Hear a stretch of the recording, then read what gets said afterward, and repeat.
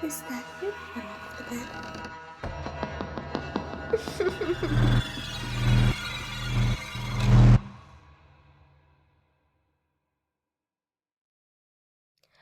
I'm Janelle. And I'm Lyurel.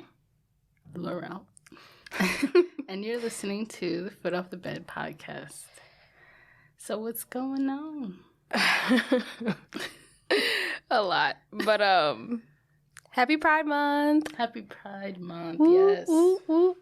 I was like, I kept seeing all the memes about all the corporations are putting up their little pride flags again. And I'm like, oh, here goes pandering month. Like, oh, bruh.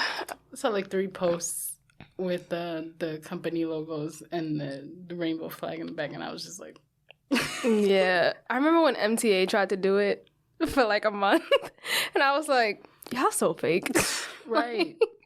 Y'all are so fake out here trying to pander for money. Get out of here. So, yeah, don't be that type of ally. It's like, yeah, I get what they're trying to portray, but it's so obvious that it's just a money move. Literally. I'm like, you post a flag, you say a little statement, and then you move on. And it's like, all right. Like, just if you're gonna do your stuff, just be open and transparent about your stuff. Don't, like, sit here and try to, I don't know, do it for a month and then go quiet again about all the issues and then come back. It's kind of like when the Black Lives Matter stuff happens and the Asian hate stuff happens and they're just sitting there like... Yeah, exactly. Like, they're like, add to the hashtag, right. And then disappear. Let's put a little hashtag and not do anything else. Let's not hire anybody who's gay, trans, Black, Asian, put them in films, nothing. Let's not do any of that. Just hashtag and a picture. Pretty picture and a flag. Boom. Yep. Work done. Exactly. I'm thirsty as hell.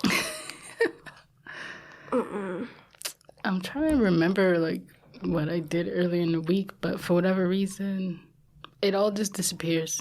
Yeah, I think it's because it's like, so today we're recording on Wednesday, June 2nd, when we usually record on Mondays. Or Saturdays. Yeah, or Saturdays. So it feels very weird to be here in the middle of the week. Like, I had work earlier, and I was just like, all right, this is about my day. I can't remember anything else past this. Me, who actively made sure I didn't work today, checking my schedule every 10 minutes to see if I work tonight. Do you? No, I don't. My mom asked me to. She was like, don't you work tonight? And I was like, do I? Jesus. Me on the train panicking. Well, we do have at least one thing coming up to look forward to. We did not announce it on our pages yet, but we are going to go ghost hunting. Yeah. And we're going to live stream it on June 12th, Saturday. We don't know what time yet. We'll let you know. But probably like late afternoon, honestly. But yeah, we're going to live stream it. It's going to be available to everybody as long as you have our Instagram, which is at Foot Off the Bed podcast. And where else?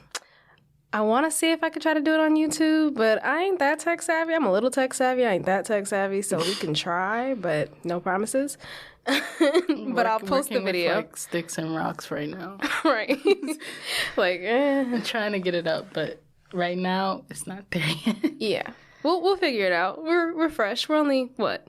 This is about to be the 5th episode. We're only 5 episodes in. It's fine. No, this is like 6. What you mean? I think this is the 6th one.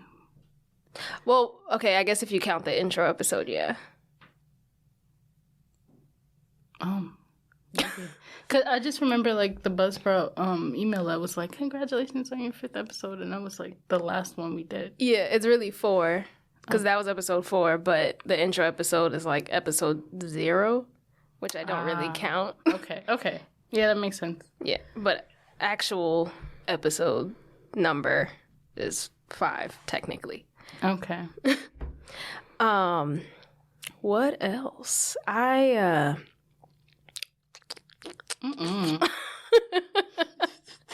Sorry, I make a lot of mouth sounds. I had a thought and it just escaped me. Oh well. But yeah, if you follow us, tune in on June 12th. Also, Juneteenth is coming up. Yes. I'm excited. I know I'm probably not going to do anything, but I'm going to be doing things in spirit. Yeah. I'm going to have a barbecue with the other half of my cousins on the other side. Because I haven't seen them in forever. Like, I think I've seen you and Vicky and them, like, at least twice. And I haven't seen them at all since the pandemic happened. So I'm just like, damn, like, maybe I should do something with them. Because I literally have not seen them. That's insane. Another thing that we have to look forward to is The Conjuring's coming out. Yes. What is that, the 4th installment? Yes. Yeah. That's one of our, like, faves, that whole franchise. First of all, I didn't even know they were coming out with another one. And then I saw the commercial and I was like, Right. Like, it just came out of nowhere because, like, I think you had sent it to me and I was like, when was this? When was this a thing? But I'm excited either way. And anytime I see any promotions for anything, it's literally me at work at like 3 a.m. My patient is sleeping. And for whatever reason, we're just stuck on CBS. And that's where all the commercials come on. I don't even watch TV anymore, so I would never see any of those commercials. I feel like we're in like one of those games or like when people make those like short films about how everyone's stuck into the TV or whatever, and like the people are like staring at a screen that's like static. That's what I feel like when I'm watching TV in the hospital. Because I'm like, I don't even want to watch it. But at some point, my head just slowly tilts and then stuck. Because you're not doing anything. It's like when I'm working at the gym. Like, I'm never, like, looking up at the TVs because you can't hear them and they're too far away for you to, like, actually look at the caption thing. But I am sitting there, like, on my phone trying to watch something or playing a game because there's nothing else to do if there's nobody coming up and bothering you about their bullshit. Yeah. So, yeah. It's so weird. So I'll be like, I don't even like what's on the TV. I don't even care. I watched an entire basketball game last night.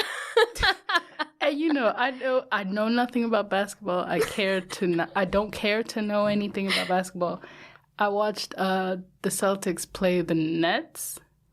I'm sitting here staring at the screen. That's so funny because I used to love watching basketball when I was younger. But then at a certain point, I was like, I like going to the games better than, even if it's a college game or a high school game. I prefer that than watching it on the TV. I feel like I dissociate after a while. I'm like, all right, this is boring. What else is on? I love going to watch the Globetrotters. Yeah. I love going to go see them. Like, I would love to go again and be there and see all their antics. I heard they weren't as good anymore. Really? Yeah. I'm actually kind of sad about it, too, because the very last time I went, I think I was still in high school. And, like, I enjoyed it, but it didn't feel the same because some of the players had changed. Oh. And I was like, I didn't know until the end. My dad was like, yeah, those are, like, totally different people, except for, like, a few. And I was like, what? It can feel that way. We went a lot. Yeah, we used to go see the Globetrotters and also went to go see the New York Liberty play. And I loved going to New York Liberty games. We were always going for whatever reason. My mom always had tickets. And at first I was like... But now, thinking back on it, I was like, there was a lot of fun. I had like a giant like foam... Not a foam finger, because it was more... No, it was like more styrofoam. It was like a literal orange finger pointing up. I have no idea where it is, though. I don't know where any of my foam fingers went. They're just lost in the abyss somewhere. just straight up lost. But yeah, I ain't got nothing else. There's stuff happening in the news, but I'm getting so tired of looking at it that I'm disassociating now. I remember what I was going to say. Oop.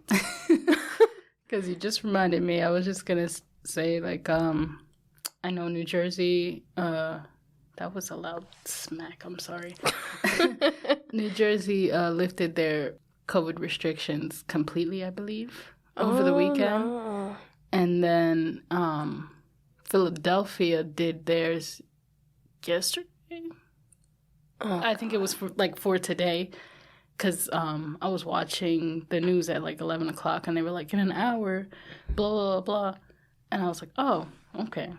So definitely the tri-state area is a little bit more, quote unquote, restriction free. Well, I guess not New York because they haven't said anything yet. Even though they opened up the fucking gyms for no masks.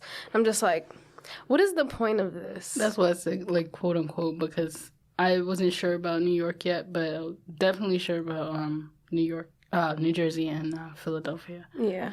But I was like, they announced that, and then the very next news segment was people getting into fights on airplanes. I saw, bro, fighting the flight attendants and like just disregarding all rules. And I was like, so y'all get to come outside again, and this is the first thing you do. Bruh, I saw on a Spirit's airline flight a video, it was like 4 people fighting. I was like, why are y'all fighting midair? We're just not at all concerned about safety. We're just, fuck safety, it's out the window. I was so upset because I was like, y'all were protesting, rioting, the restrictions. And then they're lifted, and y'all don't know how to act. Nah, this beef is more important. Like, clearly. That doesn't make any sense. Clearly, lifting the restriction was a mistake. And apparently such a mistake that, like, some airlines are, like, vowing to, like, not serve alcohol on flights anymore. They honestly... I feel like they shouldn't. Like, I could see if you, like, got a drink before your flight, because there's some people who have, like, really bad nerves before they fly, i.e. me, but half the time I don't even buy a drink at the airport because they're expensive. I'd rather just bring, like, little shots on the plane and do my little thing. But otherwise, no, I'm not about to have a drink on a plane. 1, because they're expensive, and 2, it's like... I think I experienced this last time when I went to Florida, but... I don't know if I discussed this already, but, like, I think it's the equivalent of if you're in the air at a certain, like, height, your tolerance level goes all the way fucking down. Like, well, yeah, because it's, like, less oxygen up there. Yeah. So, on the way to Florida, before we got in the air, me and Leon's my boyfriend, guys. Just so we're clear, if anybody is sitting here confused. AKA all the people you passed on the way here. No, seriously. The harassment is real. But, before we got in the air, we took a piece of edible. Oh, no. We had. And normally... I know my limit. It's like a quarter of a piece because this girl makes her edible super fucking strong. Shout out to Trust Her Cookie. That's my plug. But yeah, I was fine before we got in the air. Like, it hit right as we were getting on the airplane. So I was like, okay, I'm good. It's cool. Like, it's probably not going to get much worse than this. It was like a very mild high. Mm-hmm. As soon as we started going up, I felt like I was about to die. I was like, Lord, please save me. I was squeezing this man's arm next to me like, Leon, help. And he's like looking at me like, what is wrong with you? And I'm like, I'm dying. I can't breathe. And he's like, calm down, it's okay. Like, you're fine. You only had a little piece. You can't die from an edible. Like, all the things that I sit there and try to, like, remind myself that, like, I'm not going to die from an edible. Nobody has ever died from overdosing on weed. They might, like, panic or, like, be really, really fucking stuck. But they do not die. And they might even have, like, something that's similar to a stroke, but it's not really a stroke. Ooh. It's just your body doesn't know what the fuck to do. Mm-hmm. But you can't die from it. But, like, your brain has no logic when you're that high. So I was just sitting there like, nope, I'm dying. The lady's staring at me. She can tell I'm dying. I was dying.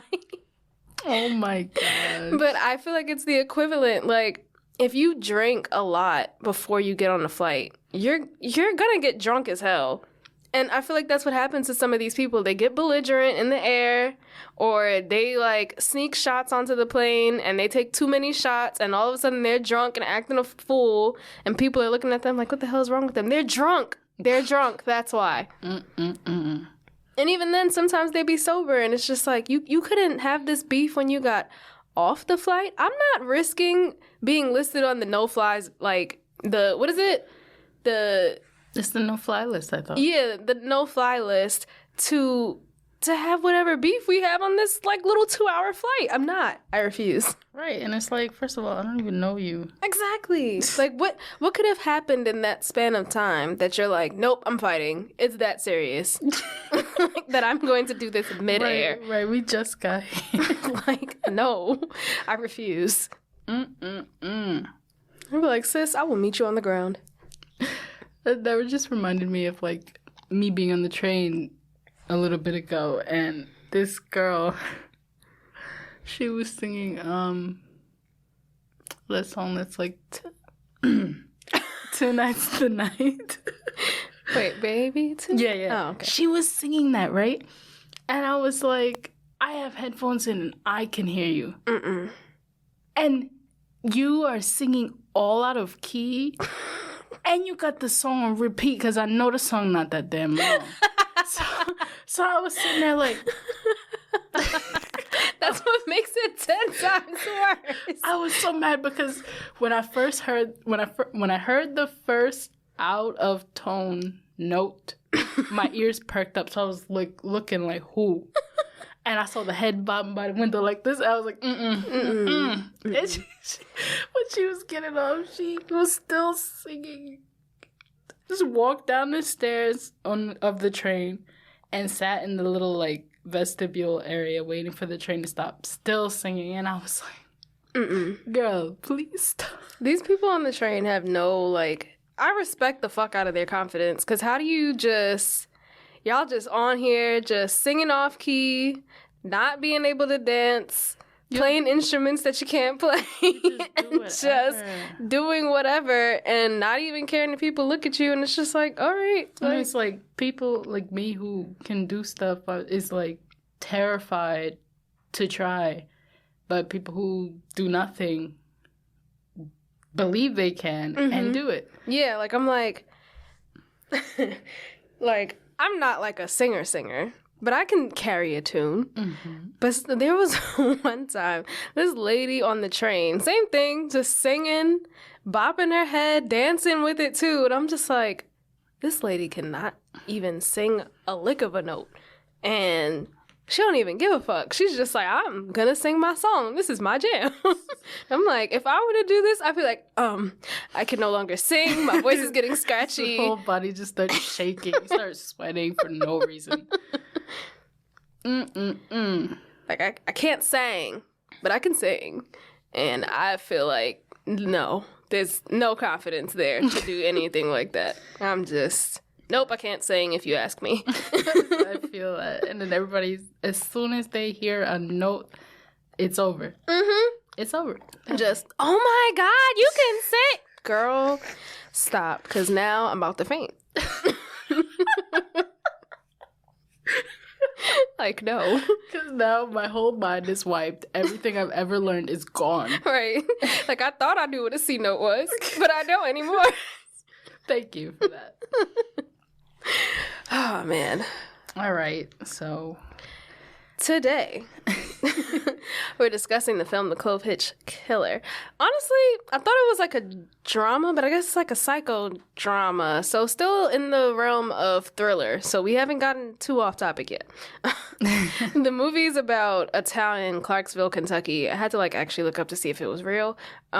It is, I guess. And its residents who are haunted by the memory of the Clovehitch Killer, an infamous serial killer who bound and strangled 13 known female victims before apparently disappearing 10 years earlier.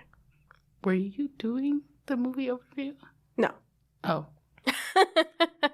I was just introducing it for you. Yeah. Go ahead. Take it away. I was just so confused. I'm sorry. No, it's fine.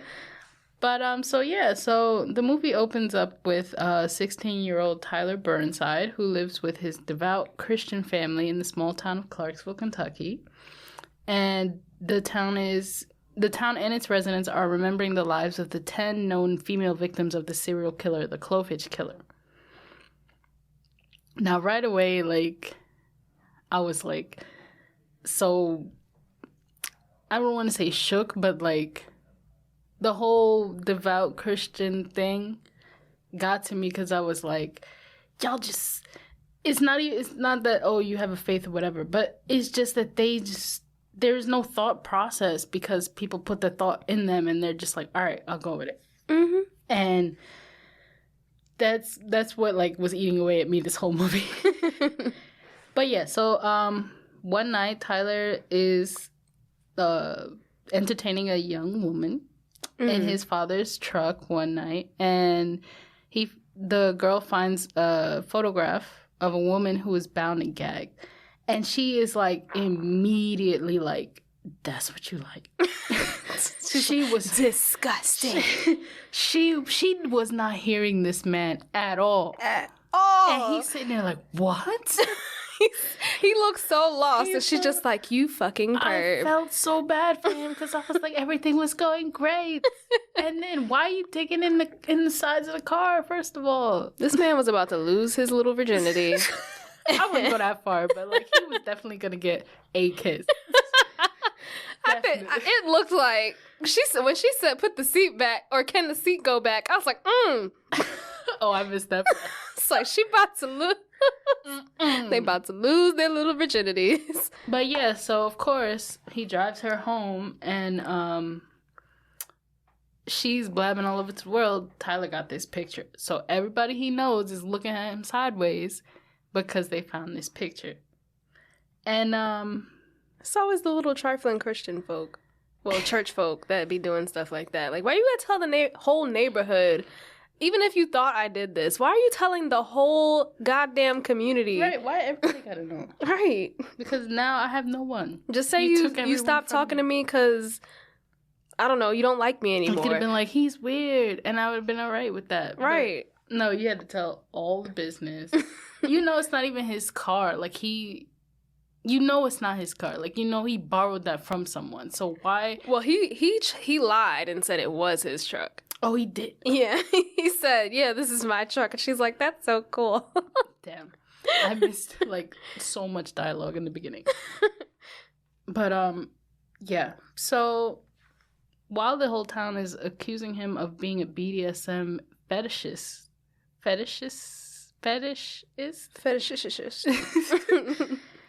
Tyler is trying to figure out why is this picture in his dad's car. Mm-hmm. His priorities are in line. Right. He's like, fuck all this. What is this doing here? He's like, forget y'all. We got something bigger to figure out. So yeah, he starts wondering what's in this shed that his dad is always in, and no one is allowed to go in there. And one day when his dad is away, he decides to go in there, and he ends up finding a box containing bondage magazines and a Polaroid of a beaten and bound woman labeled Lucky's favorite. Mm-hmm. That was when I was like... With Nora, too. Yeah, it said Nora. I said, oh my God. I was like, all right now, here's the turn.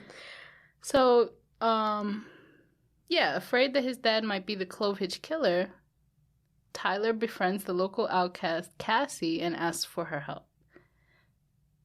He believes that he was suspecting that his dad was the Clovehitch Killer because they're in Boy Scouts, and I guess the Clovehitch it's not all that hard to do, but it is very an uncommon knot. Mm-hmm. So he was like, that's very peculiar. Yeah. So yeah, he befriends Cassie, and of course his dad is like stalking him while he's trying to like investigate his dad. So he had to pretend that Cassie was his girlfriend. And the dad was like, oh yeah, bring her over for dinner, blah, blah, blah. It was so cringe the entire scene. I was like, he knows. He knows something is up. He's like, yeah, bring her here. Like, oh no. I feel like when he started like stalking Tyler, he knew somebody like went in his shed. Mm-hmm. Like he automatically knew. Mm-hmm. Somebody who's that weird knows when you touch their stuff. Yeah. So that was the first thing. And I think he really thought Cassie was his girlfriend for a little bit and then was like, no, this is a trick. Yeah. And this isn't a twist, guys. Like, you find out within, like, the first 20 minutes, like, you already have a inkling. This man is the Clovehitch Killer. Especially because, like you said, he's a Boy Scout. Yeah. Well, the Boy Scout troop leader. And he knows how to do a Clovehitch knot. They all know how to do the Clovehitch knots. And it's like, you leave the Clovehitch Killer leaves them at the scene. So it's like... Yeah, you already sus, but nobody would suspect you because you're a Christian man and you're a pillar of the community. You teach all the boys and blah, blah, blah. Such a good father, nuclear family, nice home, good job. The best cover-up. So, yeah. At first, Cassie doesn't really believe that his dad is the Clovehitch Killer because of all the things we just said. Yeah. But they end up linking the photo to a known victim. Then they find the blueprints to a BDSM dungeon in the shed. And when Tyler decides to explore his house's crawl space, he finds a box of driver's licenses of the known victims and some unknown ones, as well as more Polaroids. Mm-hmm. I don't know what's going on with my voice today. But yeah. So at this point, I was like, oh my God. He's got him. We got him. And then out of the blue, Tyler's dad, Don, asks him to go camping. It's like 6 a.m. He's like, oh, let's go camping. I said, oh my God, this man's going to kill his son. He's going to kill me. Tyler was like, no, I don't want to go. He's like, yes, you do. He's like, yeah, let's go out back. I didn't like that. And then the whole scene where like Tyler's like walking along the path or whatever, and the dad is behind him like holding the rifle. Oh yeah, that was like a great shot because I was like really sitting there like this man is gonna shoot him in the back of the head. I was so scared for that. But of course, he doesn't kill Tyler, and they get to the little site or whatever, and the dad is like, I know you've been digging and all this stuff, and you found this and this. And Tyler is like, why do you have that? And then this guy is like, oh, you know your uncle that's in a wheelchair and has been in a vegetative state for like 10 years? He did this. Like, yeah, okay. He tried to convince Tyler that his uncle was the Clovehitch Killer and kept all of these things. And apparently the guilt of killing so many women drove him to attempt to kill himself by crashing his car and thus putting him in the vegetative state. And of course, Tyler, who believes that his dad is telling the truth, is like, well, we have to burn the evidence and, forget like none of this ever happened. And the dad was like, yeah, I think that's the right thing to do. I was just like, why would you suggest that? He was like, that or turn him in, turn all the evidence in. And I was just like, you gave him the other option of just destroying everything. What did you think he was going to choose if he's been hiding it for this long? You got this. He's like, even if it was the uncle, he's already in a vegetative state. There is not any more that can be done to this man at this point.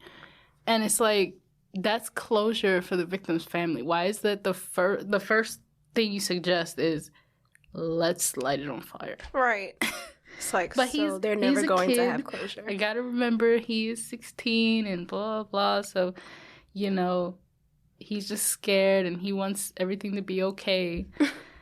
And that was his solution.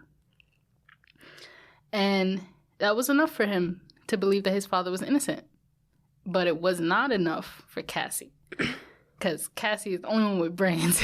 Right. And Cassie is like, she lives with, what was the lady? A former, like, detective or something? Mm-hmm. And, she's like staring at all the Clovehitch case files or whatever, like all day, every day. So she was like, yeah, that's definitely a lie. And I definitely think you should press your dad about this. And Tyler was like, no, I don't want to. Like, because, I mean, he had a point because, like, it is his family. And, you know, it's hard to, like, accept something so grotesque like that. Mm-hmm.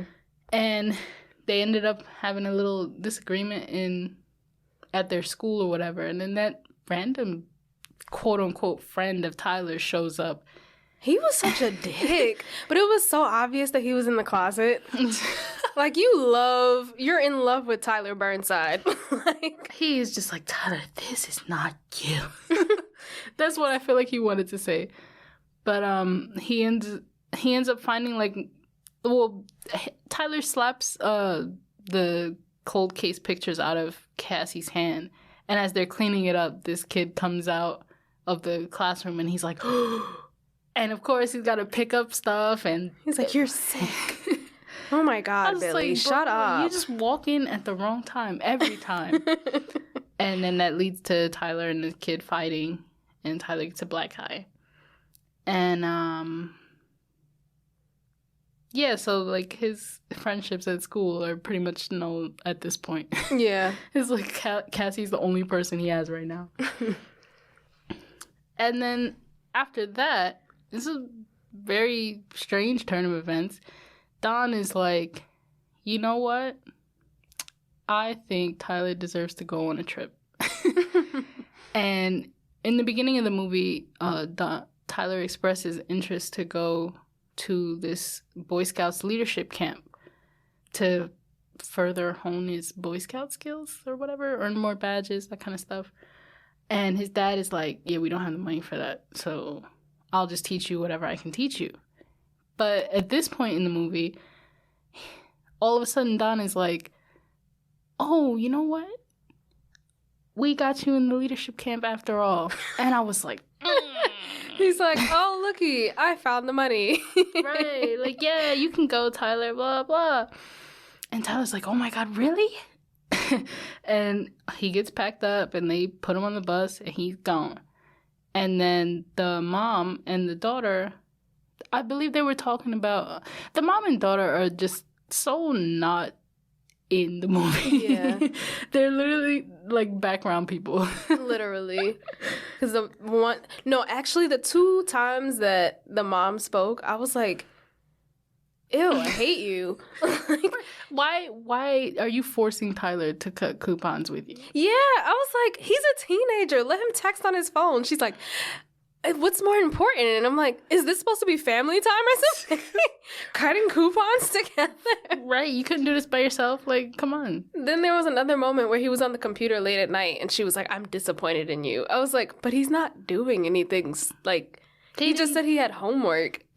Like, we didn't even get to, I think he was looking at some kind of Clovehitch reference. yeah, he was looking up Nora, the victim, and that's when he kind of connected it and told Cassie, like, I think my dad is the Clovehitch Killer. He had her Polaroid or something like that. Mm-hmm. But he closed the window just in time before his, like, mom saw what he was looking at, and I guess she assumed he was looking at porn like a regular teenager. Oh, it's teenager on the computer late at night in the dark. Automatically porn. And he was just like, no. Like, I wasn't, no. But what else can you say? So he just said homework. Tyler, it's not going through, but it was not going through. But yes, so the mom and the daughter are expressing how much they miss, was it the mom's parents? Yeah, the mom's mom. Yeah. And Don is just like, you know what? You should go see your mother. You and, what's the daughter's name? Cindy? Something basic, like Susie or some shit. Yeah, anyway. They're like, you should go and see them, hang out with them. Now, I thought that they went away for like a weekend. But they went away for 2 weeks. Oh, damn. I was like, huh? Nobody at school? Like, what's going on? Oh, yeah, they did say... Maybe it was summer? It had to be summer. Maybe, yeah. Yeah. It did look like summer, actually. But... So I must have missed the text or whatever, because I really thought they went away for a weekend, but that junk said 2 weeks. And I was... As soon as he sent them away, I already knew something was going down. Mm-hmm. This man said, I am killed in a minute. And lo and behold, it cuts to him dressed up as a woman trying to take pictures of himself in bondage positions. Mm. And he finds that it does not suit him. Like, it's not getting the blood rushing. Yeah, it's not satisfying him like it would. I don't know why I couldn't find the actual thing. Yeah. So, of course, you can't do anything these days. He goes to the grocery store. I think he dropped something, and one lady was like, "Oh, here you go." Perfectly innocent woman, minding her business, trying to help somebody out. And he started looking at her. He had that look in his eye, and I was like, "No!" Like, don't. Immediately, he started staring at her the whole time, talking about, "I'm buying flowers for my wife." Nobody asked. Right. They literally was just there to ring you up, and you can go about your day. No one asked you why you're buying the things you're buying. And he stared at that woman, watched her walk to her car, and then stalked her, cased her entire house, and put that little, the clove hitch on the pipe of the outside of her house. Mm-hmm. I was so upset. It's like, damn. I was so upset. But it's like, imagine if you're somebody who's like obsessed with the Clovehitch Killer and you follow him like the kids did and you just see him tie the Clovehitch knot to the outside of her house. You're like, well, that was a dead giveaway. I'm calling the police. Right. Like... Right.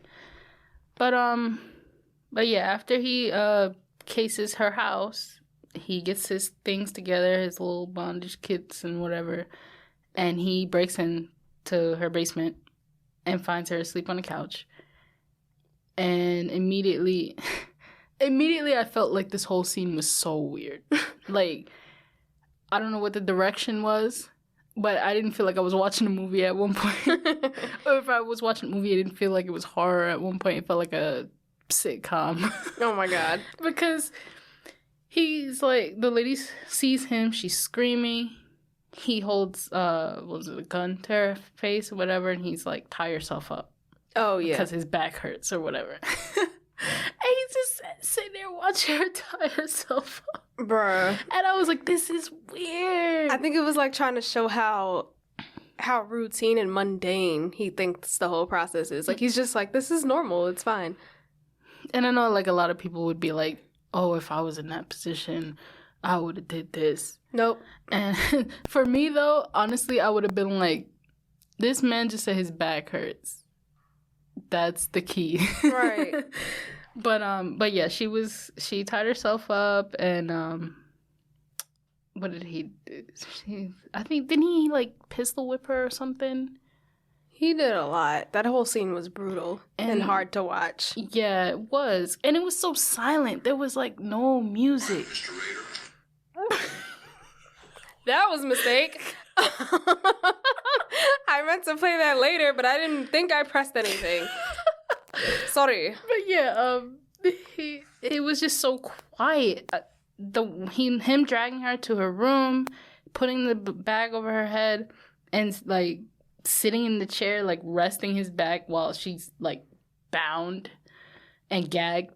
Mm-hmm. I was like, it's so eerily silent, and it's like, I feel like I'm there. Yeah. It did feel that way. Because, like, a normal horror movie would be like, you know, you got the eerie, like, violins and the euphoniums in the back creating the mood or whatever for whatever. But this really felt like, yeah, this is somebody's house in whatever year this was, because I don't remember. Yeah. And it's the middle of the day, and they're the only person at home. That's what it really felt like. And I felt so bad for this lady, because I was like, she was just taking a nap on her couch, watching some commercials. And this guy just comes in and just ruins her whole day. And then as the woman is suffocating with the bag tied over her head, we see Tyler walking through the door with his rifle aimed at his dad. And he's just like, he just walks in with no bass in his voice at all. Dad? It's like, Dad. Dad. But I saw this man walk in and I let out the biggest scream of my life. Right. I was like, oh, shit. I was so happy. Like, oh my God. And then, of course, after the dad is like, what are you doing here? We have to go through a whole flashback series where Cassie and Tyler are talking about, his dad being Clovehitch again. And Tyler is not having it. And she goes, if there's one, like, she was like, if you truly think your dad is, like, not guilty, there shouldn't be, like, any doubt or whatever in your head. So she's like, if you don't have one doubt in your mind, then, like, go ahead and go on your trip or whatever. And you just see Tyler, like, on the bus, and you can see, like, he is thinking.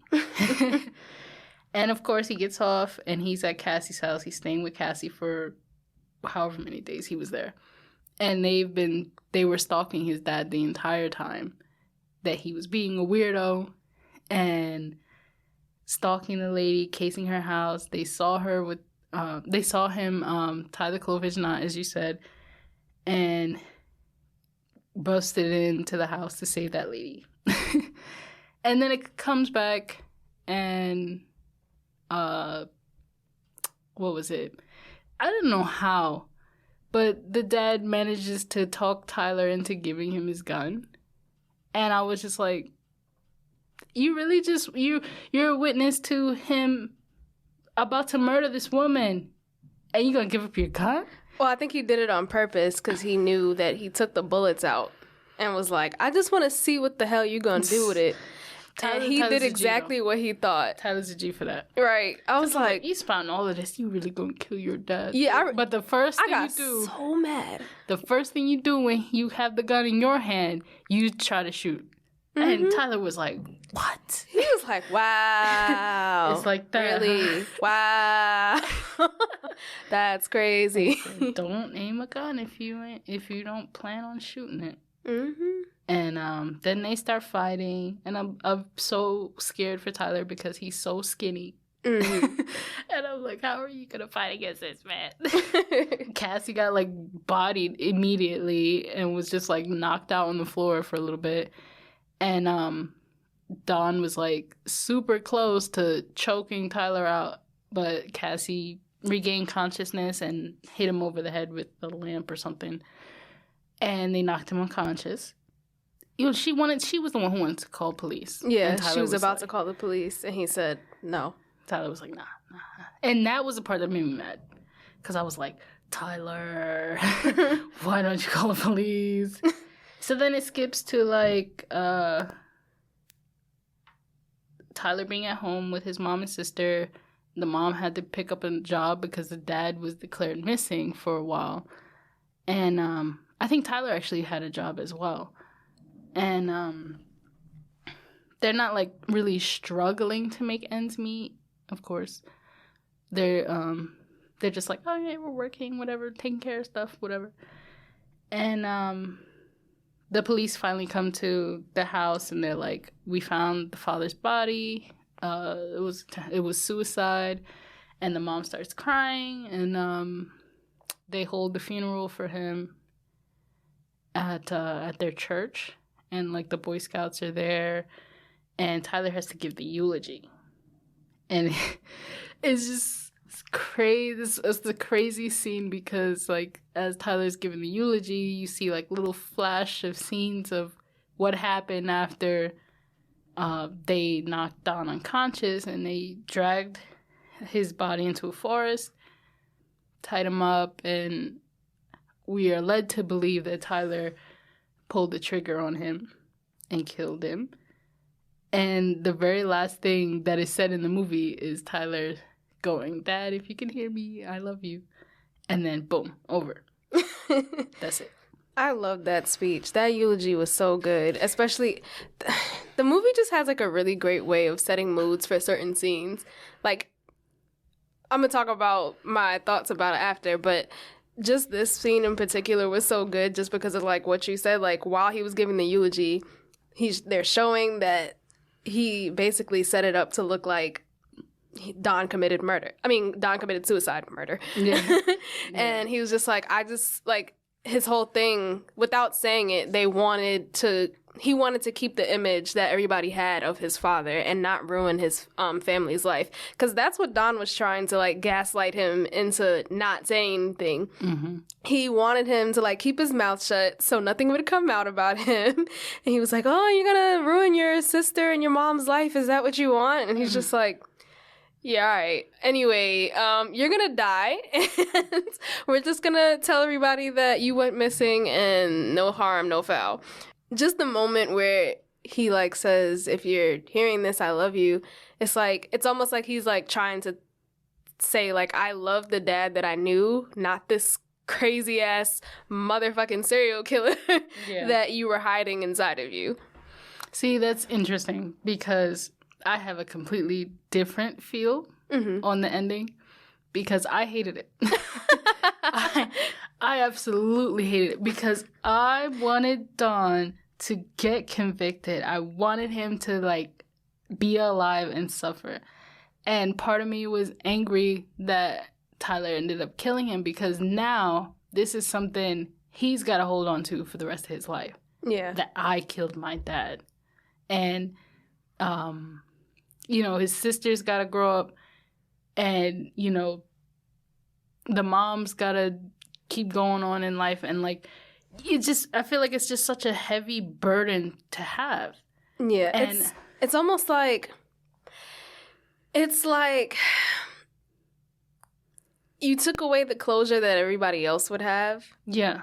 But it's like he's able to have closure within himself, and his mom and his sister are not. So the only person that received closure was him. And Cassie. And Cassie, because, Cassie, she believes that her mom... My bad. Yeah, it's fine. Her mom was killed. I just remembered, honestly. Her mom was one of the unknown victims. The unknown victims. And she feels like she has a memory of... Not even feels like, it sounded like she had a memory of seeing the murder happen herself. Like, she was in the bathroom and the killer left her in the bathroom, and she heard the screams of, like, her mom being killed by the Clovehitch Killer.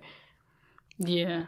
So that was, like, her kind of piece, too. But I feel like she didn't even... I feel like she didn't want it to go out that way either, because the way her face was in those scenes, you could tell that, like, she was like, are we supposed to really be doing this? Like, yeah, it was almost like she just did it for him, because it's like, at the end of the day, that is your dad. Yeah. So I get why you wouldn't want to go through that whole, like, court process, hearing what he did and everything. But yeah, at the same time, it was like, he is a teenager, so there's probably some selfishness there. But yeah.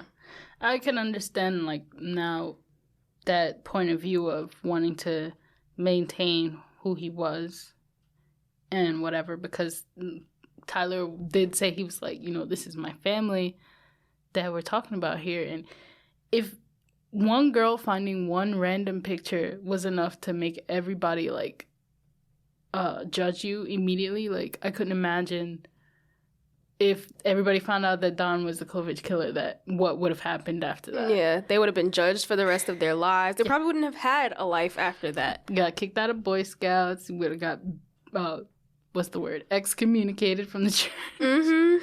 All of that. And then they would have had to leave and all this other stuff. So I can respect his decision to do that from that point of view. Yeah. At first I did. I felt just like you, though. I hated it. But rewatching it, I think it was a little bit clear only because I really listened to his speech this time, because I feel like at first I was just like so mad about it. I was like, what the fuck? Because I also hate when people just get away with stuff by being killed or suicide. So I was like really upset. But I think rewatching it on the second time, I was like, okay, I see where you're coming from, I guess. You get another perspective that you probably didn't have before. Yeah. And that's what I just experienced just now. So that's good. Like, I don't feel mad anymore. I was really mad. I was about to be like, this movie deserves a 2. No, but Tyler was probably like my favorite character because just when I thought he was like too dumb, he wasn't. And he was just being patient. I think he was like really smart. Right. Like one of the smartest characters in any of these style of films. Yeah. And I was just like in awe. 16-year-old kid, and he's just up there. Like, quiet and thoughtful and pensive. Yeah. And I just thought that, like, the way this movie was filmed, for me, I thought it was so weird, like, so uncanny. Because of that, just the one scene, the whole part where he's, the father is trying to kill this woman. Mm-hmm. It was just so quiet, and the emptiness was just, it added to the thrill factor, I guess. Yeah. And I was just like, I feel so weird. And that's why I enjoyed the movie so much. Just because, like, first of all, the guy who played him, I can't even remember his name right now, but, like, the guy who played him... That was Dylan McDermott, wasn't it? Oh, yeah, okay.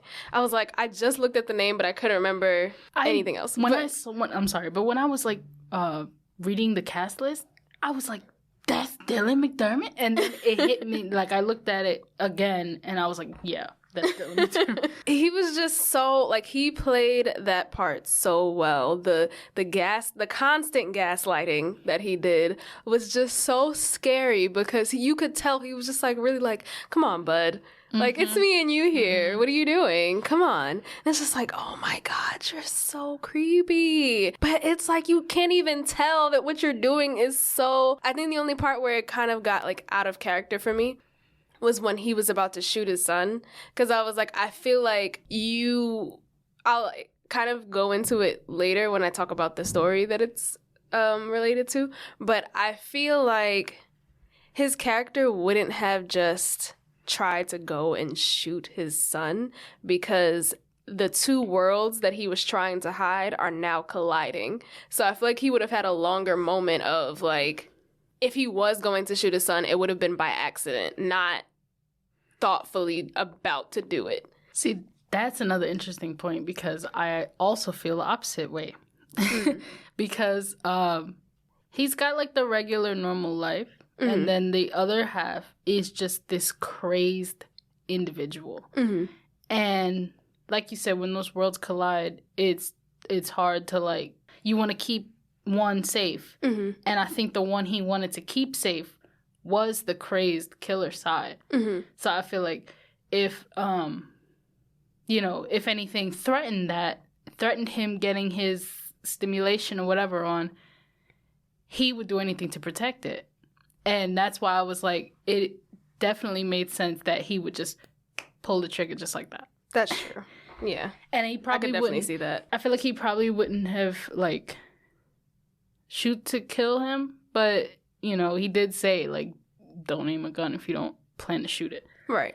And I don't even know how he would have even covered that up. Yeah. If he did kill Tyler. He tried to. He was like, oh, we're just a little kinky. Like, it's fine. She's fine.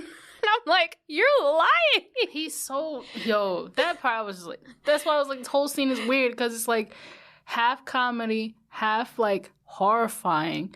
And I say comedy because he really was like, oh, my back. And sat down in the chair. That whole sequence was just like...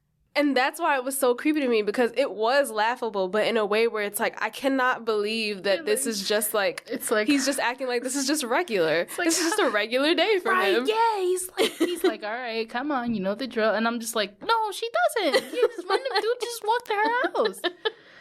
He got comfortable. Like, he may as well just, like, went into the fridge, made a sandwich, and came back in the room and, like, hung out. Like, yeah, that's what it felt like. That part where he was like, he started playing music, I think, at one point. Then it was like, when she was tying herself up, he said, not like that, silly. And I'm just like, what the fuck is going on? I was listening in the kitchen in the chair, just like, whatever. And then he pulls the chair into the room so he can sit down. Yeah, I'm like, yo, he is insane. And he's just taking pictures, looking at it. Like, oh my God, you're insane. And even before he did all of that, like, he literally, like, walked onto her back porch and just stood there, like, looking around. Yeah. Like, we can see you, bro. You're not even trying to hide. Because he knows. He knows nobody's going to think, oh, it's him. He's so, like, he thinks he thought he was so invisible. Because he's just a regular, yes, invisible, not invincible. Because, you know, he's just a regular guy and nobody would suspect him because of his background as the Boy Scout leader or his, like, involvement with the church and everything. Right. And that's somehow that's so much scarier. Mm-hmm. So what would you give this movie? Scale 1 to 10 or 100 or 50, whatever number. How does it 1 to 10? Because that's easier. I would give it an 8, actually. Maybe that's too generous. I don't know. But for a lot of the reasons we listed, it was just off-putting. And I think that is definitely a characteristic you want in a film about a serial killer. Yeah. Like, you want to feel like, yo, like, what is good with this man? Yeah. I feel like my rating changes every time after we discuss it because I start thinking about stuff and then in a different way. Yeah, and I'm like, huh. So I was going to give it a 7 out of 10, but I think I'm also going to give it an 8 out of 10 because just thinking about even aside from that scene at the end with the eulogy, I also like and the part where he was about to kill the woman, like that other part before he was about to kill her, like when the voicemail was playing by not the voicemail. No, it was a voicemail. The voicemail between the mom and the sister left him a voicemail or whatever saying like she they were was having fun. Yeah, and updating him on their trip at her mom's house. And he's just sitting there laying every tool out on the bed, making sure he has everything. And then he's just sitting there and it pans out to show everything that he's going to bring. And I'm like, this is how mundane this shit is for him. He's just like, it's just a regular day. I'm preparing myself. I got an alarm set on my watch. Like, let's go. And I'm like, oh my God. Like, this is creepy as hell. Like, every part of this movie was... It just seemed so planned out and, like, nothing was just thrown in there. There was no throwaway scenes where I was like, I could have done without this. No, everything made sense and led up to the end, and it all fit. It was like the slow burn thriller that I have been searching for. Goodness. It was insane. It was. And honestly, originally I was going to rate it much lower. Because I was so mad. What a jump. I was so mad. But now I'm like, I get it. But yeah, good movie. It's available to stream on Netflix, and I feel like I watched it before on Hulu, so if you got Hulu and you don't got Netflix, you can probably still search it, but I'm not sure. I don't think it's available on Hulu. All right, scratch that. It's not available on Hulu. I definitely don't think it's available on Hulu. But that's originally where I watched it, but yeah, I saw that it was Netflix and new on Hulu Netflix. like interchange between things. Yeah. Like Netflix had like Futurama on it for forever, and then they were like, we're not gonna have this, but it's on Hulu. Yeah. And then some things on Hulu are on Netflix. So it's probably like as soon as the contract is up on one, they're like, all right, snatch it. Yeah, right. Okay, so the crazy but not so crazy thing about the Clovehitch Killer is that it is loosely, tightly based on the BTK killer. Was that a pun? Yeah. Mm. Bad pun? Yeah. But yeah, I fucking... And for those who don't get the pun, the Clovehitch knot is a very loose knot. Ha ha ha ha. But no, I did not know that it was based on the BTK killer until like literally me searching for something to relate it to, and I was like, wait, it is the BTK killer. Why do I not realize these things before I go and do this? But it's so obvious, and it's very similar. It's similar down to the T. So we're gonna get into it. So I watched I've heard so many different stories about the BTK killer, but because I wanted something more to like go off of, I watched a documentary on Hulu called My Father BTK, and like the movie, it was sort of from the perspective of the kid. So the daughter, her name was Carrie, and she was interviewing and saying like how she just was so thrown off from finding out that her father was the BTK killer and how it affected her and her family. So pretty much the opposite of what happened at the end. Like, the BTK killer did go to jail, and the end that I was hoping for in the movie happened in real life, and in the movie they were like, let's not do that. Yeah.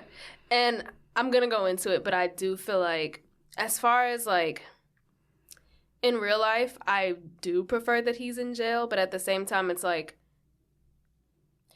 there's just certain people that are never going to feel remorse about things. So it's like, yes, he's away from society, but also like, what the fuck is he gonna learn? Nothing. Nope. So he's just gonna be in there. And I don't care if he rots. I really don't. But I'm just gonna put it out there, like, a lot of y'all murderers who were like active in like the 60s, 70s, and 80s are like getting out of jail now, and it's making me uncomfortable. yeah. Because I keep reading things that are like, oh, so-and-so got out of jail, and like, blah, blah, and I'm like, You should not be. So yeah, it's like I'm stuck between like I feel very. I do not believe in the death penalty in the sense that there's so many people of color and Black people who get convicted, get the death penalty, or get these extreme sentences, and it affects them only. Whereas, and you find like years later, oh, they didn't even do it. Yeah, you find out that they didn't even do it, but they've been sitting on death row for fucking years. And some of them have actually died by electrocution or lethal injection or whatever the case is. And it's like, that's why I don't want it. But as far as like these type of fucking people who just are never going to learn anything, them being in jail is like a vacation. They don't give a fuck. You should die. So, I'm not saying that to like say, oh, I think people should play God, because I don't think they should. But I feel like if he were to drop dead in jail, I would not give a fuck. I don't think people should just kill him, though.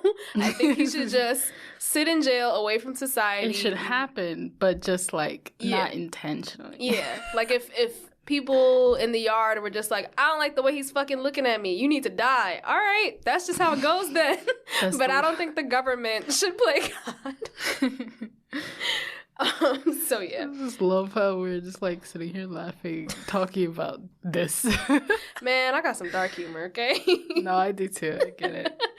But yeah, so in the documentary, the daughter's name was Carrie, and it was focused on her feelings about her father and the family. So she discussed like how, what is his name? Dennis Rader was a Boy Scout troop leader, just like in the movie, active in the church. He was actually like in a high position in the church, but I can't remember what it was. And, you know, the family was like super shocked when the news came out. Like, they were just going about their regular day, come home to find out like their father was arrested as the BTK killer, and she's just like, huh? And the mother's in shock. She's distraught. She, like, nobody saw it coming. Nobody suspected nothing. So. And that's because he's sitting there being so doggone complacent. So Dennis Rader was born March 9th, 1945. So, you know, he was about like 40-something, I guess, 30-something in the 70s when he lived in Wichita with his family. Was that Aries?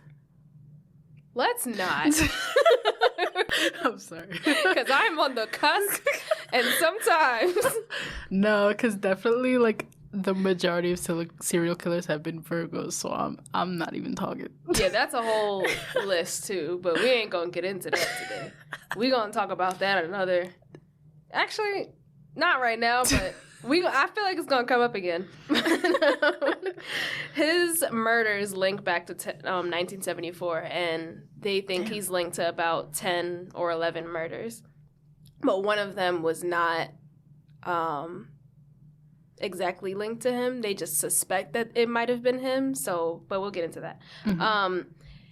The one thing about him that a lot of people don't realize, and about some serial killers too, like, people have this, like, notion or whatever that all serial killers have had bad families or whatever and have had bad childhoods growing up.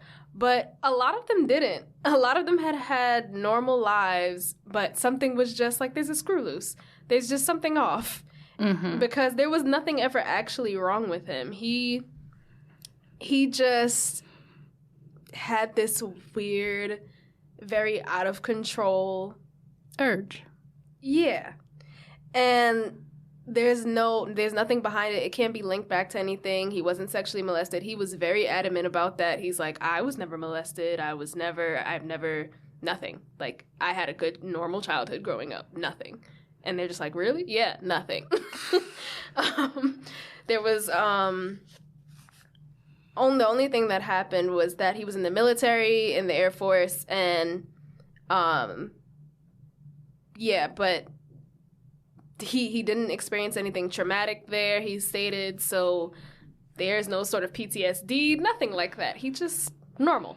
It's just, like, I feel like it's like a lot of people like that who are, they're like, you know, everything's going too well. Yeah. And they need that other thing to kind of balance themselves out or whatever. Yeah. It's like everybody has their kinks or whatever. Their whatever sexual thrill they're into. Mm-hmm. But there's just a certain point that you don't actually follow through with some of those things. Yeah, like like this. So, he's what people called a power control killer. Mm. From a young age, he harbored a lot of sadistic sexual fantasies about torturing trapped and helpless women. It literally came out of nowhere. He was just listening to something on the radio, and that something on the radio about, like, a crime that happened made him fantasize about it. And that was it. There was nothing crazy that happened. He just heard something on the radio and said, you know what would be fun if I did that? He also exhibited, like, zoo sadism. I didn't know that was a thing or that it was a word, but it's the term for when you torture, kill, and hang small animals. Basically the signs of a sociopath, psychopath at a young age. Oh, God. So he acted out sexual fetishes for voyeurism, autoerotic asphyxiation, and cross-dressing. He often spied on female neighbors while dressed in women's clothing, including women's underwear that he had stolen, and masturbated with ropes or other bindings around his arms and neck. Oh my God. So it just literally was a thing that he was into, and it started off semi-harmless, and then... Because it was with him. Yeah, because he was just doing it to himself, and, I guess poor animals. Those poor animals. But, Rip. Yeah.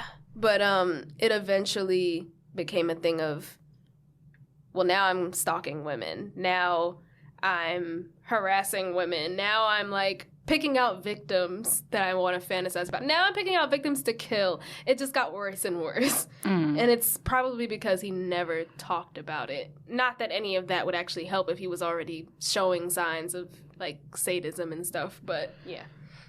So in 1974, he started stalking the Otero family. They were a family of 7 or 5 kids. I think it was like 7 kids. And Rader cut the phone line, then entered the house, but he was caught by surprise that Mr. Otero was home. He was really trying to, like, stalk Mrs. Otero. But he didn't know that that's what it was. 5 of the kids were home, but there's 7 kids. He didn't know that 5 of the kids were already home. So, yeah. He tied up Mrs. Otero and then strangled Mr. Otero to death. Then when the older children came home, they discovered their parents in their room dead. They then found their younger brother and younger sister, Joseph. And he hung... younger sister Joseph. What the hell did I write? I meant Josephine. And he hung her and left his DNA at the scene and then just left like it was nothing.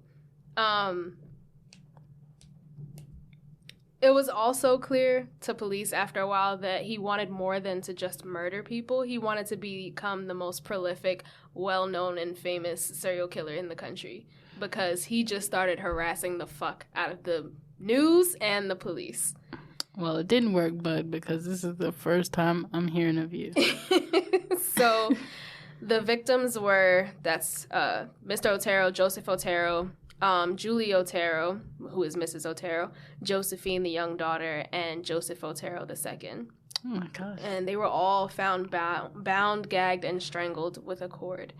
And, yeah, it was just a brutal murder, and Wichita went up in fucking flames when they found their bodies, and now everybody was shook and scared at the fact that there was a serial killer in their town because they had never experienced anything like that. Of course, you know, every fucking documentary always talks about how it's the 1970s, everybody just left their door open, and that's, you know, they said the same thing. I mean, that's exactly how it was. Me, who's never been born in the 70s, nor have I lived in the 70s, know exactly how it was. Right. So, after this murder, the police received a call from a man who's from a payphone, who said he knows about the serial killer and told them to come to the library and go for a book under engineering. And in the book, they find a letter detailing the entire Otero murder. Like, he literally wrote down word for word what happened. Oh, my God. He gives them his pseudonym, the BTK Killer, which stands for Bind, Torture, and Kill. I mean, like, kind of original, but fuck you. And he didn't want anyone taking credit for his murders because there were some, like, wannabes who kept coming out and saying, it's me, I did it. And they're like, no, you didn't. We know you didn't do it. Thirsties. So he said who he was without giving away his name. So then, you know, I didn't mention it before, but around this time, like when he was still in the Air Force, he had met his wife, Paula. So they were already in 1975 giving birth to a baby boy. And that did not stop him from killing people. From 1974 to 1977, he killed 3 more women. Catherine Bright, Shirley Vian Relford in 1977, and then Nancy Fox in the same year of 1977. And in early 1978, he sent another letter to the television station, KAKE in Wichita. Cake. Claiming responsibility for the murders of the Oteros, Bright, Vian Relford, I want to say. I feel like it's Vian Relford, and Fox. He suggested many possible names for himself, including the one that stuck, which was BTK. And he demanded media attention in the second letter, and it was finally announced that Wichita did indeed have a serial killer at large. A poem was enclosed titled "Oh Death to Nancy," which was a parody of the lyrics to the American folk song "Oh Death," which I did not look up the lyrics to. I did not care. I was just like, I can't believe this man is just acting like this is just a regular thing. Kind of like in the movie. Like, yeah, just going about his life, like his daily life with his family, but then also doing this crazy sadistic shit. So he eventually also admitted in 1978 to police that Nancy Fox was his perfect murder because no one was home and no one was coming home. Like, I don't know if that meant she lived by herself or if he just knew her schedule and knew that the family was out of town or whatever and she was just, or out for work or whatever, and she was just home at that time, but nobody was home. It went perfect like he planned, and then he called in the murder to the police, and they found Nancy bound and strangled to death on her bed. Oh, my God. He also mentioned he intended to kill others, such as Anna Williams, who in 1979 and was 63 years old, escaped death by returning home much later than expected. Radar explained during his confession that he became obsessed with Williams and was absolutely livid when she evaded him. He had spent hours waiting at her home but became impatient and left when she did not return home from visiting friends. I feel like that's a thing that you do when you know you're being stalked, but she was so fucking lucky that she just happened to, like, be out with friends and was not planning to be out with them. 60-something years old and living it up outside. Right. Moral of the story, keep partying. Around this time, other serial killers like Ted Bundy were being recognized, and he was upset that he wasn't being recognized. So he sent another letter to WKTV, and in the letter he says, "How many do I have to kill before I get my name in the paper of some national attention?" Like, boy, fuck you. And go back in the hole where you came from. He also says there was like 7 in the ground by then and many more to go. Then he said he's compelled to kill by what he says is Factor X. And Factor X is what drives him and that there's no cure. But I'm guessing because he wasn't like psychologically examined, he did not know what Factor X was, but it was obviously some mental illness that was causing him to do all I feel this like stuff. this is like a twisted version of like the Powerpuff Girls or something. Yeah. Chemical X made me do it. Jesus. So, during this documentary that I was watching, his daughter describes a time when she didn't realize he had that deranged side to him, but looking back, she was like, that was kind of insane. Her father was like playfully strangling his son. And it got to the point where it was like he was so white in the face because he was scared. And it was like he was out of it for a moment. And they all had to be like, what are you doing? And he was just like, oh, I'm just playing. It's like, what? You were playing like that? Like, you're actually choking him. Like, who played? I get it, but also, like, it's weird to me still. Yeah. So, his next murder, he had, like, taken a little break. But in 1985, he had killed Maureen Hedge, who was a neighbor a few doors down from them. His alibi was he was working as an overnight scout leader. So, for his boys' scout troop. So he literally, like the Clovehitch Killer, just while he was supposed to be there, left the camp, went to her house, breaks in, kills her. Oh, he also cut the phone line, and then transports her to the church and took pictures of her posed. This is like the most like disgusting, violent thing he had done at this point, because he also dressed her in underwear and other clothing from other murders he committed, then left and went back to the campgrounds like nothing had happened. Oh my God. So when they found Maureen's body, it was badly decomposed and a pair of knotted pantyhose was found lying in the ditch beside her. It's just like, you just disposed of her body like it was just nothing. Like, disgusting. Yep. He murdered one more woman. I didn't get her name, but sorry. She was found under a bridge, but after that, he literally went off the radar and disappeared because he was just raising his children at that time. Like, they kept talking about that in the documentary, too. They were like, why would he disappear for so many years? And when they finally realized who it was, they were like, because he was raising kids. Like, he had more kids. It's literally what was being shown in the movie, too. Like, it's like he was trying to balance his 2 lives. He had 2 separate faces. One was a family man, churchgoer, troop leader, and the other one was like this sadistic man who was killing women on the side for fun and play. Yeah, and they said it was like a 10-year gap, too. So. Yeah. In 1991, he had got a new job as a dog catcher and compliance officer. So he had, like, what's it called? He had a way to continue to harass women in the neighborhood, and usually single women. Like, he kept making sure that nobody was home. He just harassed them for, like, whatever little mundane stuff, like, oh, your grass is too high, or whatever little shit he wanted to bug them about. And seeing them visibly upset sort of turned him on. Disgusting. But, yeah. Ugh. So, in 1991, in the same year, I mean, he got riled up again because he saw in the newspaper that it's been 30 years since they heard anything from the BTK killer. So, of course, he's like, oh, really? So he sends a letter to the Wichita Eagle about the murders with pictures of victims. So now they know he's about to go back into it, basically. Like, he's basically announcing, like, I ain't gone. I'm still here.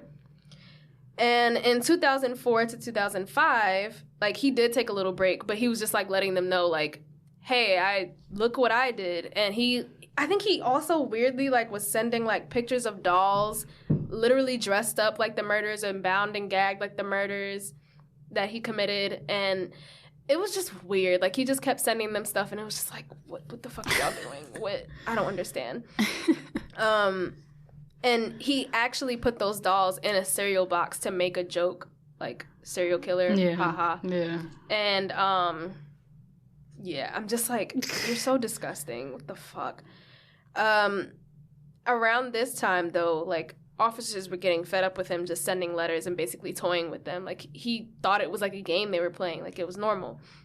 So they tricked him into sending a floppy disk. They were like he asked them in the letter that he sent, if they can send a floppy... No, I think he put an ad in the newspaper. That's what it was. He said, if the officers can send a floppy disk without being traced, and had, like... He was like, be honest, though. Like, just let me know. Like, can I send you a floppy disk without it being traced back to me? And they were just like, what? And they, at the end of the ad or letter or whatever...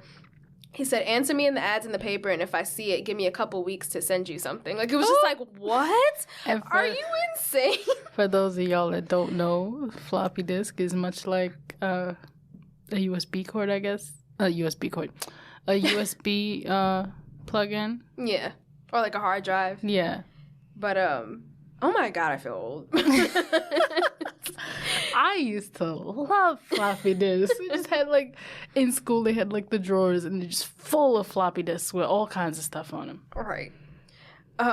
So they ended up like taking that opportunity to place the ad, and he sent the floppy disk like a fucking idiot. So they sent it to forensics immediately, not for fingerprinting or anything, but just to look at like the tracing from where it was sent from. Mm-hmm. And they found that it was created at a church by a man named Dennis. Mm. So it's like, oh, okay, we found a guy. His name is Dennis. And he didn't even realize that that was his mistake, because he didn't think anything of, like, you know, forensics or anything like that. So from an earlier murder and murders in 1970, they still had his DNA that they had collected. And now that, you know, DNA testing is available at this point, they're like, all right, we can test that with the daughters, because for some reason they had her DNA. Like she actually said she went to a gynecologist appointment and they had her DNA, which I find so weird. Like, not from the 1970s, obviously, but like they took her DNA because they suspected that this was the Dennis that they were talking about. Mm-hmm. And they were like, oh, it's a match. And I was just like, they didn't even ask for her permission. Like, she like said, like, they literally didn't ask my permission. I would have given it to them. But she just found it weird that, like, the doctors had her DNA on file and, like, gave it to the police officers. In this time, I guess there weren't any real, like, rules for patient privacy and stuff like that. Around that time? I think so, like 90s, early 90s. Well, no, this was in 2005. Oh. Or 2004. No, yeah. Damn, like, really? They weren't, like, as enforced. Because now it's like, you can't get nothing without consent. But, like, before, like, 2009, I want to say 8 or 9, somewhere in there. Something about, like, HIPAA and all that other stuff. It's all this stuff I have to, like, fill out for work. So That's fucking insane to me. Oh my God. Anyway, before I lose time here. So, on February 25th, 2005, 200 policemen were called. They had a helicopter and a tank and all of their cars and headed to his house and waited for him. And you know, this man is so fucking insane. He was like, I was supposed to meet my wife for lunch, so let me just, like, somebody let her know I'm not going to be there. It's just like, what? Huh? I can't. So they arrested him, took him in, and everyone, like literally everyone who ever knew him, like I said, including his family, his friends, people that knew him in the church, his fellow troop leaders, his scouts, nobody suspected him because he literally didn't look like a killer. But again, that's a misconception. Like most of these people don't look like killers. But they always have, like, some sign or some hint. And he really didn't have a hint. That was the scary thing about him. Nobody. That only that one thing when he strangled his son playfully, but they probably just brushed it off like, oh, he's just playing a little too rough with him because he's a boy, and that was it. Like, they just moved on from that. So he started confessing to every fucking crime. He took like 30 hours to confess to every crime and showed no remorse. And he also said if he didn't have a family that held him back, he would have killed more. So they discovered all of the photos where he took pictures dressed in women's clothes. He murdered, hanging himself, and just overall torturing himself. All of that was all over the media. They talked about it in the courtroom. It was insane. And the worst part, too, that was discussed in the courtroom was him explaining every single murder in detail in, like, an oddly casual manner. Like, he tried to make himself sound kind, almost, by explaining that when he killed the Otero family, he gave Mr. Otero a pillow because he had cracked his rib from a car accident. So he's like, oh, I feel bad for you. You cracked your rib. Okay, like, I'll give you a pillow. Like, what? It's like such psychopathic disconnect. So, it's true. I actually want to play this clip. I'm going to play it later. But, yeah. And, bruh, it's just disgusting. It is disgusting. But, yeah. After the families read their statements to him, he got up and thanked everyone like he was, like, accepting an award. And he was sentenced to 10 life sentences.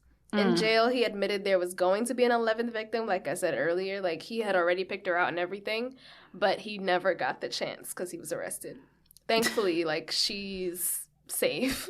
Yeah. He influenced a lot of stories outside of the Clovehitch Killer, also, such as, like, the Netflix show Mindhunter.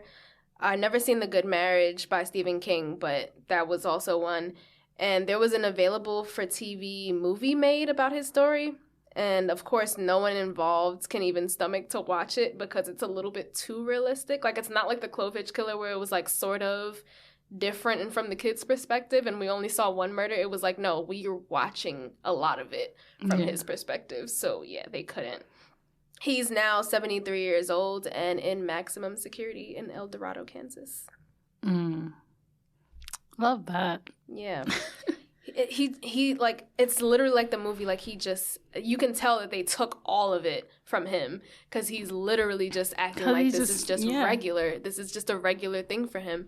And I don't remember what the mental illness he had, what they said it was, but it's he does not associate those two sides of him with each other. They're completely separate. He doesn't have, like, any sort of multiple personality disorder or anything like that, or even schizophrenic or anything like that. It's just he does not associate those two sides of him with each other. So he does not see anything wrong with that side. He treats it as normal as the other side, where he's like a normal family man. He does not know that that is wrong. So, yeah. But it's kind of crazy because it's like he does know that it's wrong enough to, like, hide it. So that's why they couldn't say, oh, he's insane, he's not fit to, you know, go to jail. Yeah. Because he still knows that it's wrong enough to hide it. But not enough for him to exactly know that anything is wrong with what he did. He's just like, no, it's fine. Like, what are you talking about? What? Like, so gross. So gross. I think those are, like, the worst types of serial killers. It's not, like, a best type, but, like, it's just, ugh. Yeah. But, yeah, I kind of have a couple stories to not really answer, but, like, entertain the question, do serial killer victims come back to haunt their killers? I would. Shit. And it's just, like, something, like, maybe you haven't thought about. Like, I definitely think about it, like, all the time. Hell yeah. Every time I see something, I'm like, yeah, they should come back and get him. Any brutal murder, I'm thinking, like, you left some energy there. Even if your soul has moved on, there's some energy there. Anger definitely hangs around. And one of the, I want to say, more famous answers to this is Al Capone. He, although they couldn't really link it to him, it is suspected that he called for the St. Valentine's Massacre in 1929 in Chicago. And when he was finally arrested for tax evasion, he was reported as like he would always like scream in his cell because he supposedly saw the apparition of a man that he had killed in that massacre, James Clark. Other inmates would like, I don't know if they would like complain or like they would just tell the guards like, yo, he keeps screaming like, Jimmy, leave me alone. And apparently the apparition stayed with him because he was always like mentioning it up until his death in 1947. He died at like 48 years old. Damn. I got chills because I'm like, it's almost like, what if you were just hallucinating, but also like that in a way that's still a haunting. Like you know, your conscience is telling you that you did something so bad that you're getting haunted by it. But that's the thing though, because like to me it's like, it's weird because he's a big time mobster, whatever. Mm-hmm. He's not gonna be in that place where this massacre is happening. He's gonna be somewhere else completely. So I don't know if like he specifically knew everyone who was going to be involved as like victims or whatever. Like if he knew specifically each and every one of them, because otherwise there's no way he would know who got killed. Oh yeah, that man getting haunted. So I'm like, for somebody who has a full name to be haunting you so much that you die from it, like that's so crazy to me. And yeah. So I have another story. Lisa Poslins. She was found in a room at her office, bloodied and deceased, in Toronto in November of 2002. At first, they suspected her cleaner, Rui Marquez, as a suspect because he was the only one who had access to her office, the only one who had the keys. And he was like, it's definitely not me, guys. But after they like crossed him off the suspect list because they couldn't find any of his like DNA on the scene or anything, or on her body or anything, they were like thrown for a loop because they're like, well, who else was here? And I think it wasn't until like 4 months after her death when Rui was cleaning a tabletop, he saw a reflection and looked up and supposedly saw Lisa's apparition. And it didn't say anything to him. It just pointed to a desk that used to belong to a former employee who no one had thought about until this very moment. Sheesh. And he was like, oh. And he brought that name up to the police, and lo and behold, they found out that that specific former employee's DNA was at the scene, and that led to his arrest. Oh, she done solved her own murder. And I was like, that is just so badass. Right. She was like, nah, I'm coming back. Making sure you go to jail. Because you got rid of me. No. So it was reported that she had been stabbed 7 times. Her throat was cut, and she was sexually assaulted. Oof. So, yeah, she was definitely coming back. Right. So you gonna pay, motherfucker. Exactly. And another case of Terry Childs. He was first sentenced to 41 years in prison in 1987, for the murder of 17-year-old Lois Segala, who he shot 10 times. But it wasn't his first killing, and it wasn't his last. In 2007, he confessed to the beating, strangling, and stabbing of 19-year-old Linda Ann Josevich and dumping her in the mountains. And then in 2017, he's 61 years old at that point, he pleaded guilty to 2 more murders from the 80s, having stabbed to death Joan Mack on a beach and shooting Christopher Hall in a park. He later admitted that the ghosts of his victims would appear to him in his cell and were, quote-unquote, eating up his brain. Ooh. But the demons stopped once he admitted to the crimes he committed. We need a short film about that. That sounds crazy. That's insane. There probably is one. I don't know, but that's insane. And I also have another one that I did not write down because why would I? No, this one is called Hangman Seeks Revenge. And on December 3rd, 1864, during the American Civil War, a Methodist minister, Bill Skeeto, was brutally hanged. Bill Skeeto. That sounds like mosquito. Sorry. I don't know if it's Skeeto or Sketo. It's Sketo. Okay. Was brutally hanged by a mob near Newton, Alabama. They had abducted the 45-year-old preacher on the basis of rumors he had deserted from the Confederate Army and was helping Unionist forces. So they strung him up from a tree branch, but his killers realized it wasn't high enough to let him swing, so they dug a hole underneath him so he could strangle to death. What the fuck? In the following years, 6 of the killers died sudden deaths. One fell off his horse and died after striking a tree. Another drowned in a swamp, and a third was struck by lightning. Many believed Skito's ghost had played a part in their demise. Most mysteriously of all, the hole his murderers had dug kept on reappearing at the site of his death every time it was filled in. So, those are some examples of maybe the ghosts do come back to get revenge on their killers or whatever. But there's also instances of ghosts not getting the closure that they needed or not being able to seek revenge or whatever.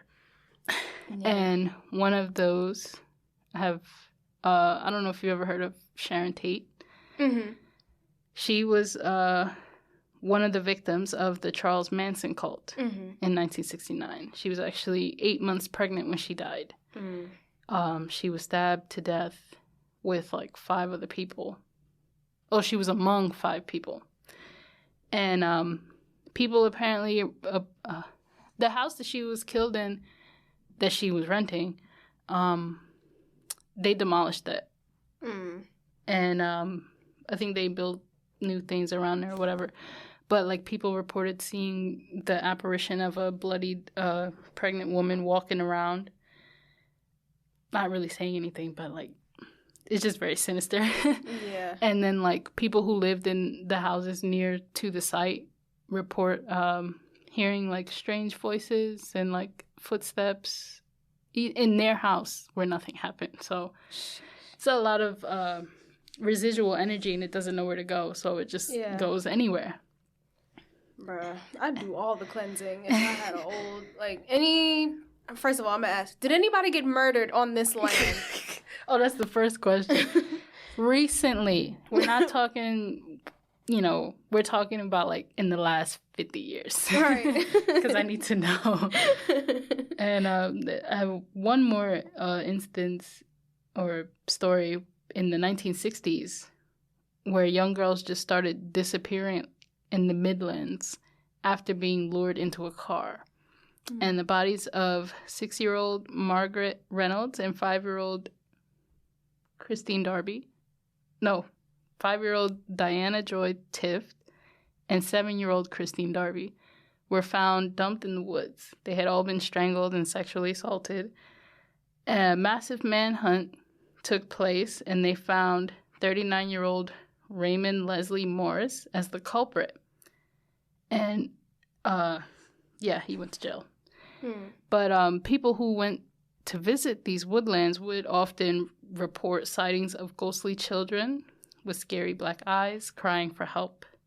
Or just, like, they would take pictures and little kids would show up in them.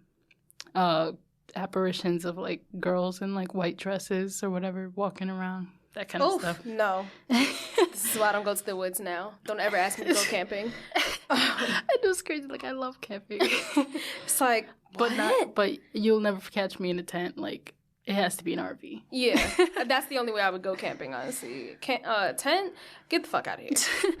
But that actually brings up an interesting topic that's, like, ghostly or otherworldly. I don't know if it's like I don't think it's like a creepypasta. Maybe it is. I don't know. But a lot of people talk about, like, black-eyed children. I was just about to bring that up. I was just about to say that. So as soon as you said black-eyed kids, I was like, nope. As I used to watch a ton of, like, videos about them and how, like, people would report, like, their doorbell ringing. They go to look to see who's at the door, and it's like kids standing there, and they have black eyes. Like, there is no eyeball. It's just black. And you cannot let them fucking in. Yeah. If you let them in, you might die. It's over. And, like, people have reported seeing them around their houses, in their cars, and, like, just in their vicinity, near them. And it's just, that's so eerie. We probably gonna do an episode on that one, because black-eyed children are probably the only thing that, like, legit would scare the fuck out of me. Like, if I saw a kid with black eyes, I'm, get away from me right now. Go ahead. Nope. No, I don't want nothing you selling. I don't want nothing that you, nope, I can't help you find your mommy. I'm not calling her. Get the fuck out of my house. And it's like, people don't know, like, an origin of where, like, these kids come from or why they come or whatever. If they're even real, that kind of stuff, so. Nope. It's a lot of scary stuff. Yeah. I want to play just like a small clip of this since we are running out of fucking time. This has been a long episode, but I'm all for it. Yeah. Okay. This is like the part of BTK or Dennis Rader talking about the Otero murders, and I just want y'all to hear, like, how he's just like, it's whatever. Like, he just does not give a fuck. This is him confessing. Okay. I need to find out more information. On that particular day, the 15th day of January, 1970. I'm gonna skip ahead. All right. Can you tell me approximately what time of day you went there? Somewhere between 7 and 7:30.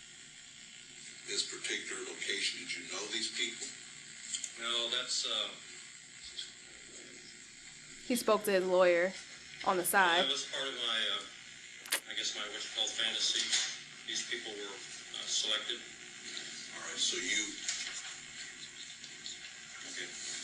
Can she stop whispering to him? You know, it's hot as hell in that courtroom. They got that fan going. All right. Now, when you use the term fantasy, is this something you were doing for your personal pleasure? Sexual fantasy, sir. I see.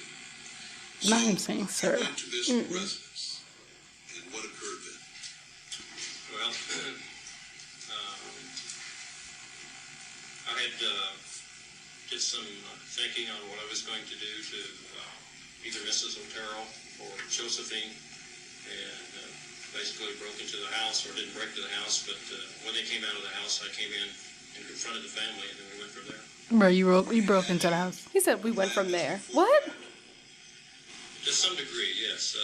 After I got in the house, I lost control of it, but it was, you know, back in my mind, I had some ideas what I was going to do. And I basically panicked that first day, so. Beforehand, did you know who was there in the house? I thought Mrs. Otero and the two kids, the two younger kids were in the house. I didn't realize Mr. Otero was going to be there. All right. How did you get into This man is saying something like he went over for dinner or something. Right. Phone lines, waited at the back door, had reservations about even going or just walking away, but pretty soon the door opened and I was in.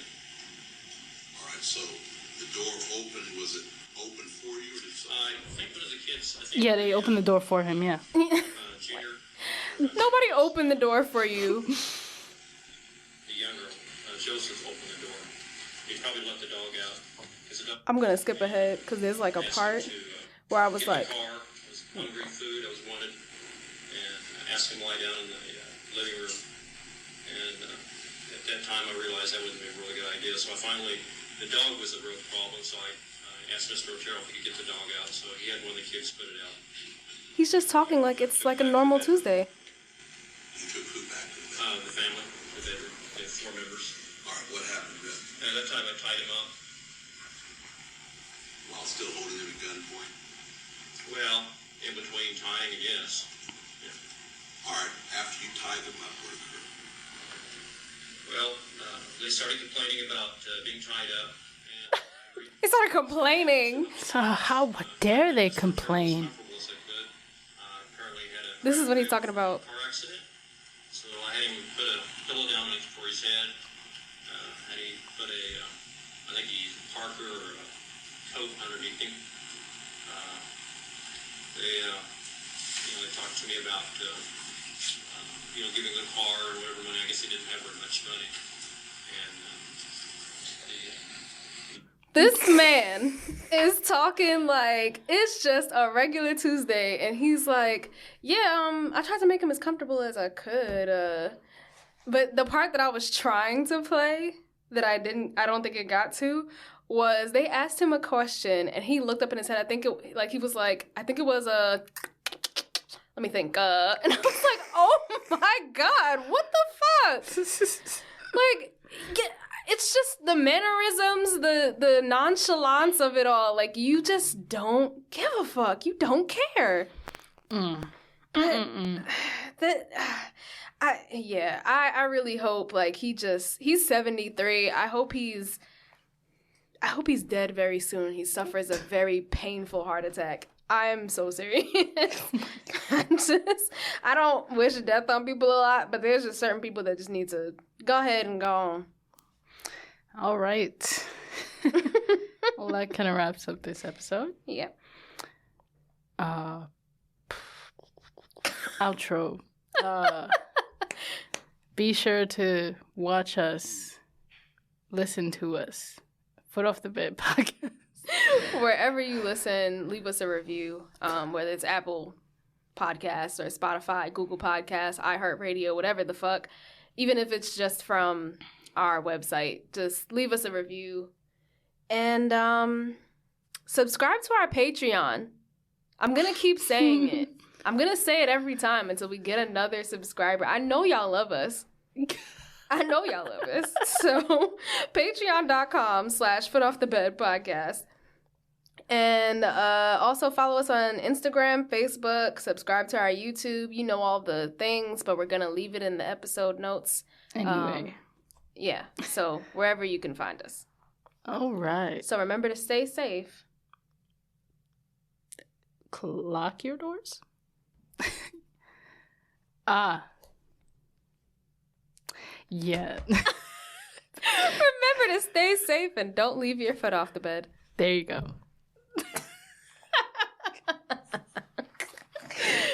Tapped out.